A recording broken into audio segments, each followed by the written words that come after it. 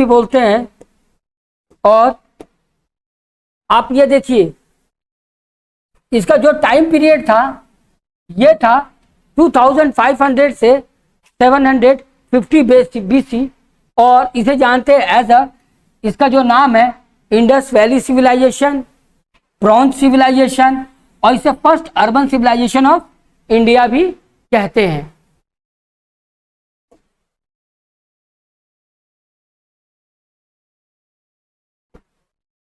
Okay sir, थोड़ा सा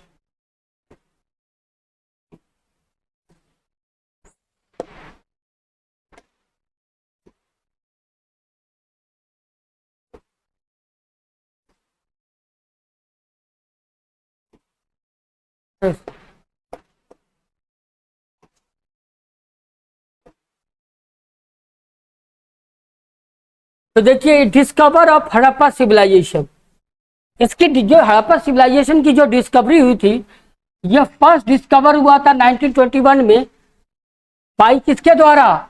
दयाराम सैनी ने इसकी खोज की थी। और मोहनजोदड़ो का जो डिस्कवर हुआ था वो 1922 में हुआ था, किसके द्वारा? By RD. बनर्जी के द्वारा। ये एग्जाम में ज्यादातर पूछता है कि हड़प्पा सिविलाइजेशन की खोज किसने की थी सबसे पहले। तो सबसे पहले मोहनजोदड़ो की खोज हुई थी या हड़प्पा की? तो सबसे पहले हड़प्पा की खोज हुई थी, इसीलिए इसका नाम हड़प्पा सिविलाइजेशन पड़ा। अच्छा, तो यहाँ पे the civilization remain hidden until excavation during the railway construction in the 19th century। तो कहता है ये खुदाई तब हुई जब राजस्थान में क्या रेल की पटरियों का निर्माण हो रहा था। तब क्या हुआ, तब इसके बारे में हमें पता चला।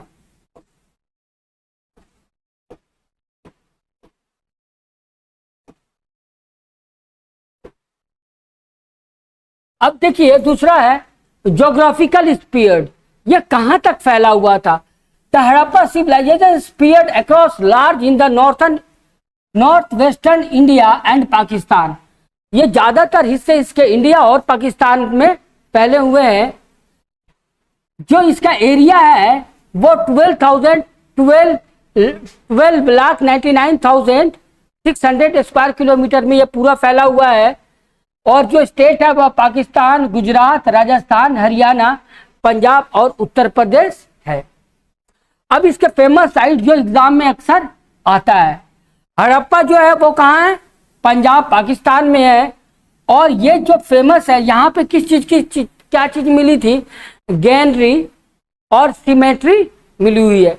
गैनरी मतलब अनाज रखने का गोदाम यहाँ पर मिला, और सिमेट्री मतलब लोगों को दफनाए गए जगह मिले। दूसरा, मोहनजोदड़ो जो कि सिंध में मिला, पाकिस्तान में, यहाँ पे ग्रेट बाथ और ब्रोंज डांस मिला। ब्रोंज डांस मतलब डांसिंग लेडी की मूर्ति यहीं पर मिली।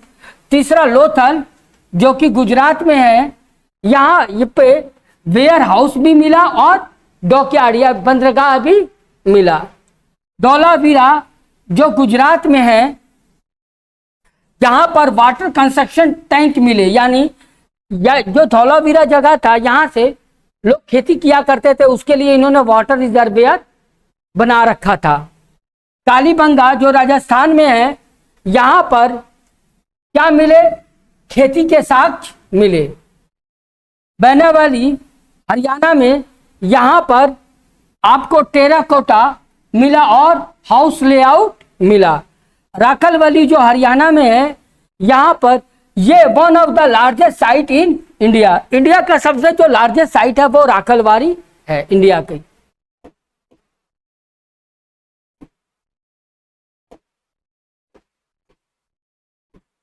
तीसरा है टाउन एंड प्लानिंग आर्किटेक्चर। तो ये जो शहर था ये अर्बनाइजेशन था। अपने समय में जो शहर था वो दो पार्टों में अक्सर डिवाइडेड था, एक सिटेडन अपर टाउन और एक लोअर टाउन।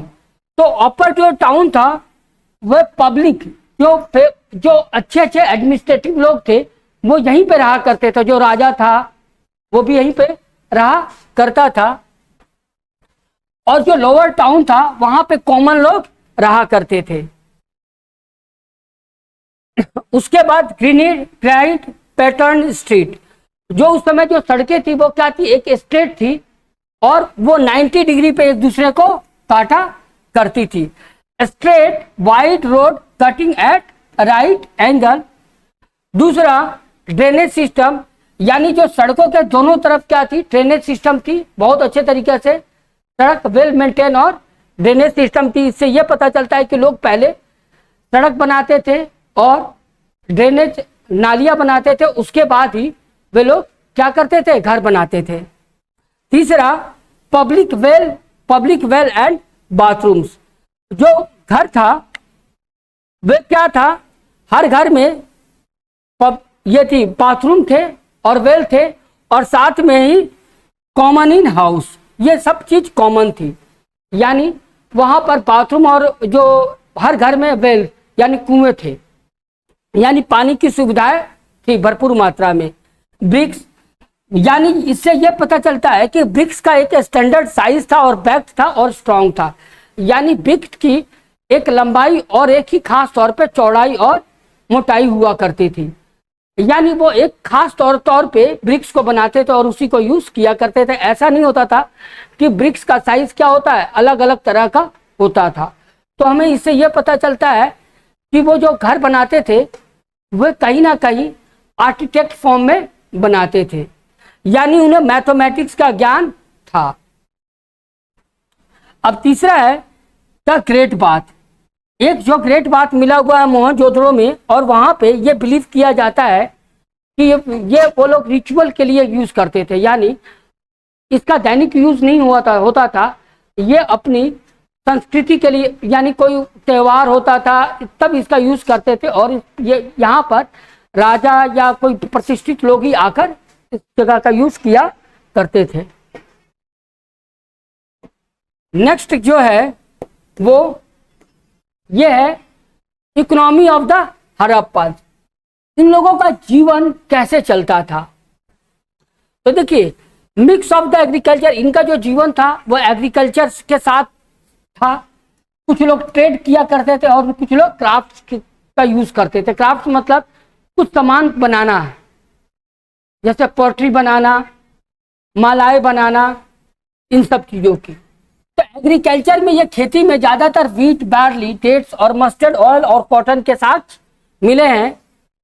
कॉटन जो था, सबसे पहले जो कॉटन यहीं पे उगाया गया था और इसे कहते हैं लैंड ऑफ कॉटन भी कहते हैं, सिंदोन। तो जो ग्रीक के लोग थे इस जगह को कहते थे सिंदोन। सिंदोन का मतलब है लैंड ऑफ कॉटन। यहां पर खेती के लिए जो साक्ष्य मिले हैं, स्टोन्स के ब्लेड मिले हैं और लकड़ी की क्या हल मिले हैं। डोमेस्टिकेटेड एनिमल, ये लोग बफेलो, ऑक्स, सीप, गॉट, डॉग और एलिफेंट को क्या करते थे, डोमेस्टिकेट करते थे। पर यहां पर घोड़े का कोई साक्ष्य नहीं मिला है।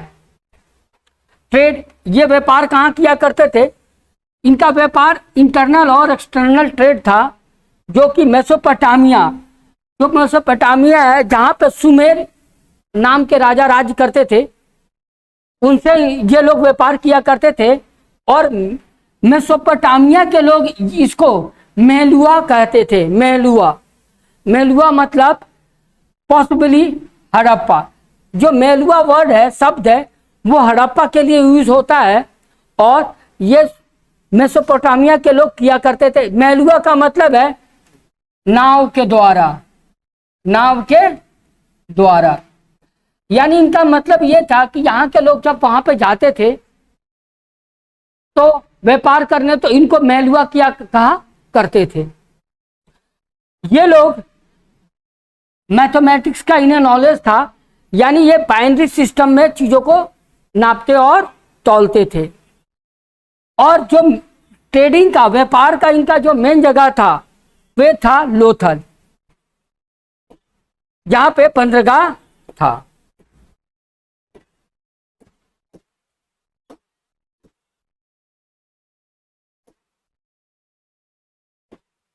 नेक्स्ट है art and craft. Art and craft में ये लोग क्या चीज जानते थे? Poetry, red and black ware with painted design. यहाँ पे मिट्टी के जो बर्तन मिले हैं वो रेड और उन पे ब्लैक तरह के पेंट किए हुए चीज मिले हैं। ये गहनों में गोल्ड, सिल्वर, कॉपर, आइवरी और बीड्स बनाना जानते थे।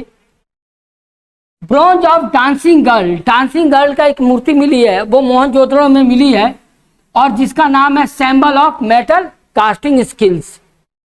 ब्रीड प्रेस्ट, एक जो किसी साधु की मूर्ति मिली है जिसे हम क्या कहते हैं? ब्रेडेड प्रिस्ट, जिसकी कुछ दाढ़ी है। यहां पर एक्सक्रेटेड टेरोकेटा, टेरोकेटा का मतलब है बेक्ड क्ले, मिट्टी से बनाई हुई मूर्ति। यानी मिट्टी को लेकर और उसको क्या करते थे? आग में तपाते थे और उससे जो बर्तन बनता था या जो मूर्ति बनता था उसे हम टेराकोटा कहते हैं।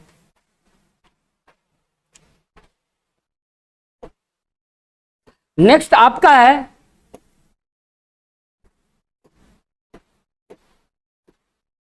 Seal and script. तो यहां पर सील एंड स्क्रिप्ट का मतलब है कि मोहरे। जैसे कि आज हम कहीं पे भी जाते हैं तो स्टैंप लगाया जाता है, वैसे ही ये जब लोग व्यापार किया करते थे और अपना सामान मेसोपोटामिया भेजा करते थे तो वो सील्ड कर दिया करते थे। इस सील्ड पर यूनिकॉर्न, एक घोड़े की पिक्चर लगी हुई होती थी।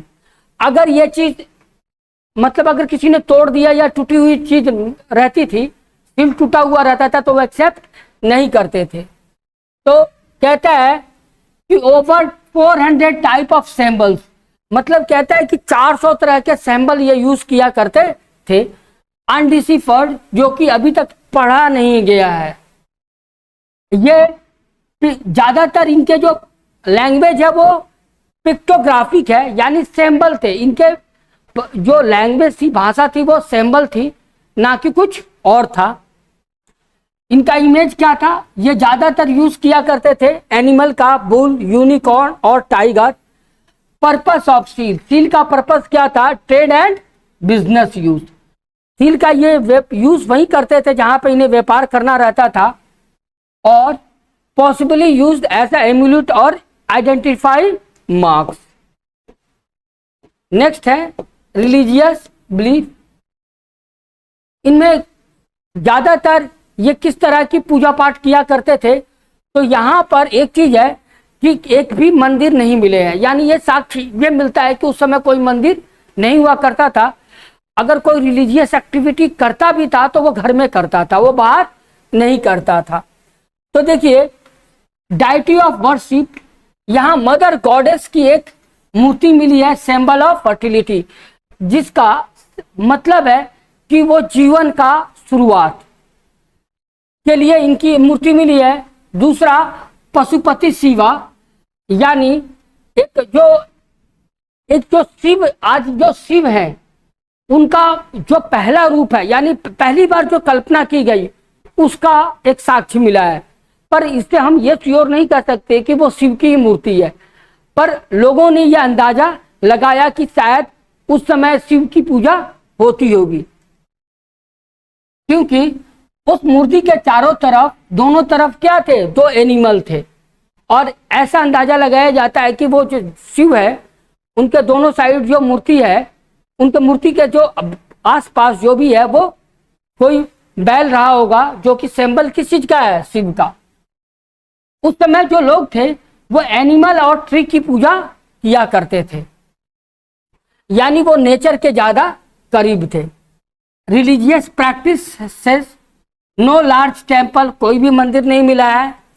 Belief of after life burial with God, हाँ, इनको जीवन, मृत्यु के बाद उनमें जीवन पे विश्वास था, और इसके लिए वो क्या करते थे कि लोगों को दफनाया करते थे। यूज ऑफ फायर अल्टर इन कालीबंगन,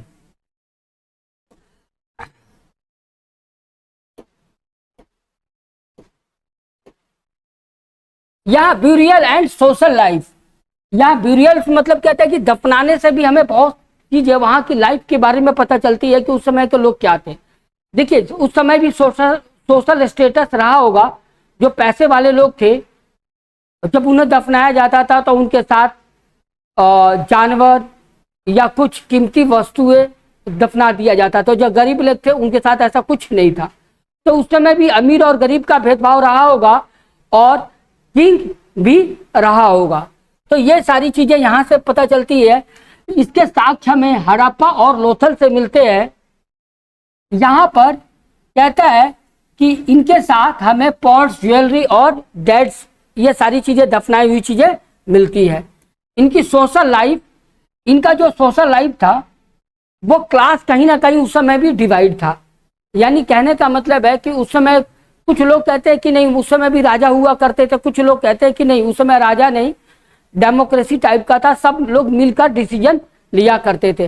पर इस तरह का कोई पक्का सबूत नहीं मिला है कि उस समय क्या होता था। वहां पर एविडेंस ऑफ रिक्रिएशनल एक्टिविटी, उस समय के लोग डांस, म्यूजिक वगैरह में पार्टिसिपेट करते थे। वहां पे no strong evidence of army और किंग, इस तरह के कोई एविडेंस नहीं मिलते हैं। और ये सिविलाइजेशन का अंत कब है? Decline of Harappa civilization. There is no single reason for, मतलब कोई भी एक रीजन हम नहीं बता सकते। कुछ लोग कहते हैं कि क्लाइमेट चेंज की वजह से ये सारा चीज खत्म हो गया। कुछ लोग कहते हैं ड्राइंग ऑफ रिवर, सरस्वती जो थी उनके सूखने की वजह से ये सिविलाइजेशन खत्म हो गया।